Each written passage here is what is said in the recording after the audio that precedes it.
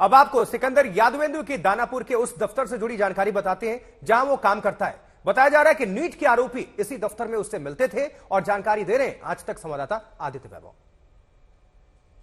NEET परीक्षा के प्रश्न पत्र को लीक करने के मामले में दानापुर नगर परिषद के एक कनीय अभियंता सिकंदर प्रसाद यादवेंदु की गिरफ्तारी हुई है। आपको हम सीधी और एक्सक्लूसिव तस्वीरें दिखा रहे हैं दानापुर नगर परिषद के उसी दफ्तर से जहां सिकंदर प्रसाद यादवेंदु बैठा करता था। सबसे बड़ी बात यह कि ये वही जगह है जहां इस पूरे प्रश्न पत्र लीक मामले की कॉन्स्पिरेसी या इस पूरे मामले का षड्यंत्र इसी जगह पर रचा गया था। हमें बताया गया है कि ये वही दफ्तर है और ये वही कैबिन है।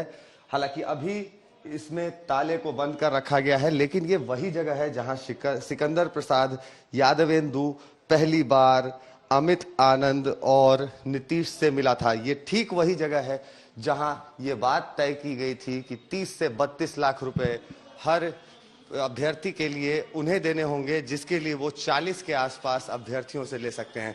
तो आप समझ सकते हैं कि किस तरह से चीजें सामने आ रही हैं। और इसके बाद ये भी बताएं आपको कि सिकंदर के ही भतीजे को अरेस्ट किया गया, अनुराग यादव को। ये वही अनुराग यादव था जिसके नाम पर वहां बुकिंग की गई थी सरकारी गेस्ट हाउस में, जहां इसके अलावा भी 3 और अभ्यर्थी और अनुराग की मां रीना सब मौजूद थे। सबसे बड़ी बात ये और सबसे बड़ा सवाल ये कि जब लगातार इस षड्यंत्र की पोल पट्टी खुलती जा रही है, वहीं दूसरी तरफ एनटीए की तरफ से प्रश्न पत्र के सैंपल्स को आर्थिक अपराध इकाई के साथ शेयर न किया जाना एक गंभीर सवाल खड़ा करता है। कैमरा पर्सन दीपक के साथ आदित्य वैभव, पटना आज तक।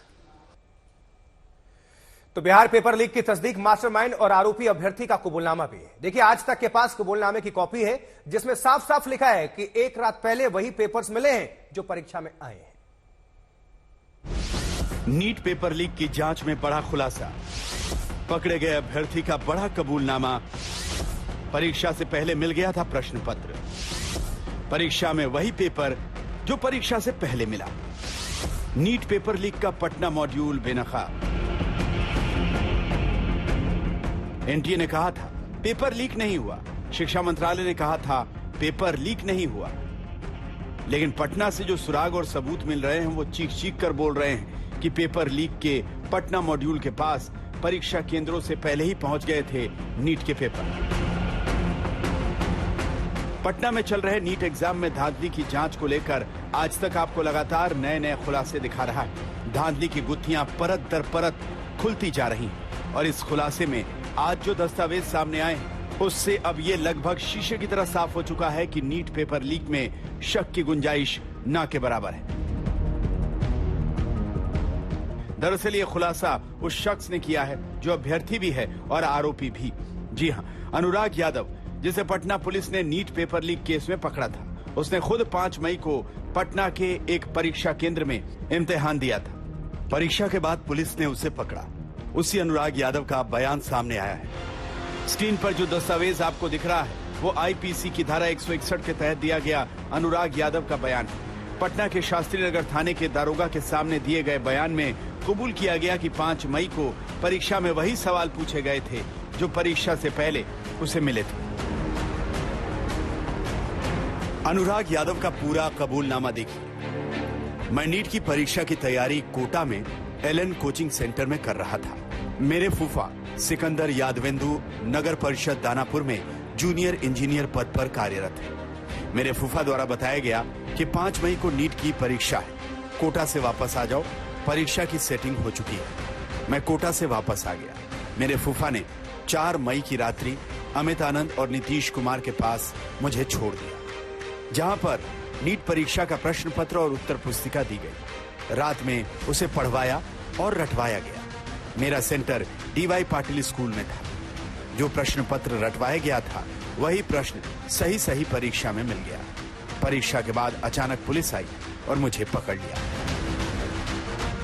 चूंकि अनुराग खुद परीक्षा इम्तिहान में बैठा था, लिहाजा उसने कबूलनामे में जो कुछ कहा वो साफ इशारा कर रहा है कि पेपर लीक महज आरोप नहीं। आइए आपको बताते हैं कि नीट परीक्षा पेपर लीक में कैसे एक के बाद एक कड़ियां जुड़ती गई। दरअसल बिहार पुलिस को जानकारी मिली थी कि पेपर लीक से जुड़े लोगों ने कई सेंटरों और सेफ हाउस में पेपर सॉल्वर्स को बिठा रखा है। वो लीक पेपर देकर अभ्यर्थियों को जवाब रटवा रहे हैं। इस इनपुट से बिहार पुलिस एक्शन में आई। सबसे पहले मुख्य आरोपी सिकंदर यादवेंदु को पकड़ा गया। जूनियर इंजीनियर सिकंदर प्रसाद यादवेंदु को अखिलेश और बिट्टू के साथ शास्त्री नगर पुलिस ने बेली रोड पर राजवंशी नगर मोड़ पर गिरफ्तार किया। इनके पास से कई नीट प्रवेश पत्र मिले थे। यादवेंदु के बताए गए इनपुट के आधार पर छापेमारी के बाद आयुष, अमित और नीतीश को गिरफ्तार किया गया। कथित लीक में बिहार के नालंदा के संजीव सिंह को गिरफ्तार किया गया। गिरफ्तार आरोपियों में से एक अमित आनंद खुद पटना में एक एजुकेशन कंसल्टेंसी चलाता है। सिकंदर यादवेंदु मास्टरमाइंड माना जा रहा है। वो अनुराग यादव का फूफा है। उसे भी पुलिस ने पकड़ा है। एक दिन पहले उसका भी कबूलनामा आया। सिकंदर ने जांच एजेंसियों को बताया कि उसने 4 नीट परीक्षार्थियों आयुष राज, शिवनंदन कुमार, अभिषेक कुमार और अनुराग यादव को पटना में रहने में मदद की थी। सिकंदर ने पुलिस को जो बताया उसके मुताबिक आरोपी अमित आनंद और नीतीश कुमार ने पेपर लीक का दावा किया था। सिर्फ नीट ही नहीं, वो बीपीएससी और यूपीएससी परीक्षाओं के पेपर लीक का दावा भी करते हैं। सिकंदर के मुताबिक आरोपी अमित और नीतीश ने 24 घंटे पहले पेपर देने के लिए कहा था। रामकृष्ण नगर में अभ्यर्थियों को लेकर जवाब रटाया जाना था। सभी अभ्यर्थियों से पहले प्रश्न पत्र और उत्तर के बदले 40-40 लाख रुपए के लेन देन की बात थी। जांच में जुटी ईओयू के पास आरोपियों के ऐसे कबूलनामे हैं। सिकंदर की निशानदेही और बयान के आधार पर ही अन्य आरोपियों की गिरफ्तारी हुई है। ऐसे में ये जांच के नजरिए से बेहद अहम है। रोहित कुमार सिंह के साथ आदित्य वैभव, पटना, आज तक। पटना में इकोनॉमिक ऑफेंस यूनिट यानी ईओयू इस मामले की तफ्तीश में है। उसी जांच को लेकर खबर है कि ईओयू पेपर लीक से जुड़ी अब तक की विस्तृत जानकारी शिक्षा मंत्रालय को उपलब्ध कराएगा।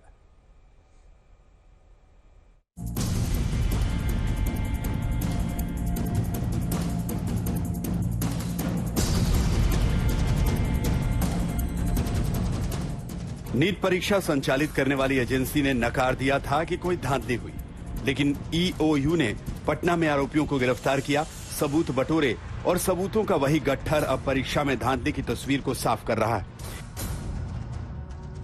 जांच के मुताबिक एनटीए के नोडल सेंटर में प्रिंटिंग फर्म से प्रश्न पत्र एकत्र कर उन्हें पहले स्थानीय बैंकों को और फिर वहां से परीक्षा केंद्रों को भेजा जाता था। बिहार की आर्थिक अपराध शाखा की जांच से पता चला कि प्रश्न पत्रों की आवाजाही में शामिल एजेंसियों के कर्मचारियों ने ही ट्रांसपोर्टेशन के दौरान पेपर लीक किया।